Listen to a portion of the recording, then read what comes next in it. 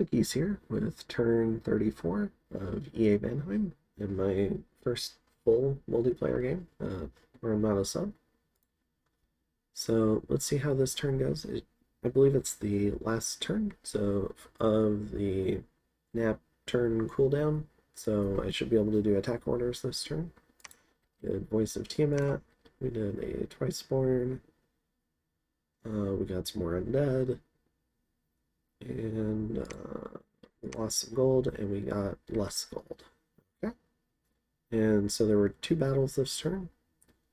Fomoria attacked Calum, and this was knocking Calum off of their cap.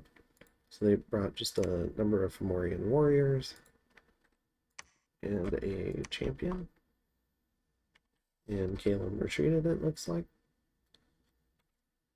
And then additionally, Ubar went into the Old Giant Woods with their stack that they've got.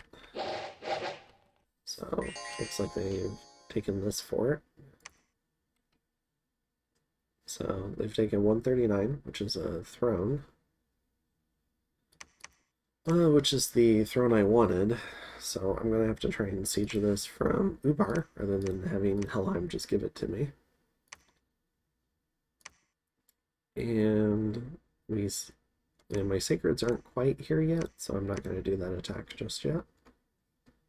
Doing Call of the Wild to get a werewolf. Doing another anti-Ubar kit with a copper plate, dragon helmet, frostblade, or frostbrand, enchanted salt, and a fine shield. And then we're sending this crew. Oh no, this crew's just gonna. We're sending a small raid here. So it's a hearse and a Jarl with a great sword of sharpness and a few Vanhears. Their goal is to just kill these giants and free up the Calum fort. Calum's been just kind of been a bro this whole game, so I want to give him a chance to, raid back some of his stuff if he wants, because I can't, at least in my head, I can't move this army because it's protecting both of these thrones. So, not really, like, I don't know, maybe it would be easier to wait for Fomoria to take these thrones, or maybe I could move here and then here, but that's what we're doing. And then we're cloud trapezing two Jarls here.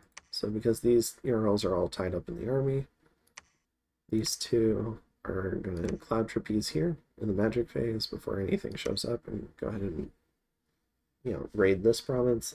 4 air gems to raid a province is a lot. So I'd like to stop doing this if I can in the future.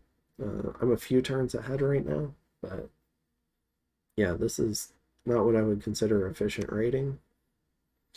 Probably just a small kit on a Jarl who can solo PD is a lot better, and it's more sustainable. And we've got this whole army patrolling.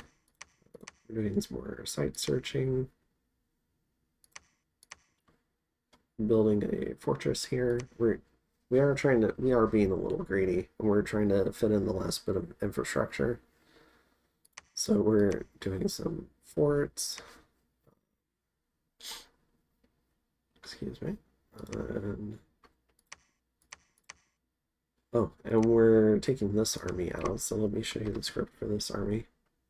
So this army is meant to take on Fomoria's main army. So we've got some air elemental casters. And then we've got a Vanadrot doing air elemental, not conservative gem usage, so maybe they'll summon some extras.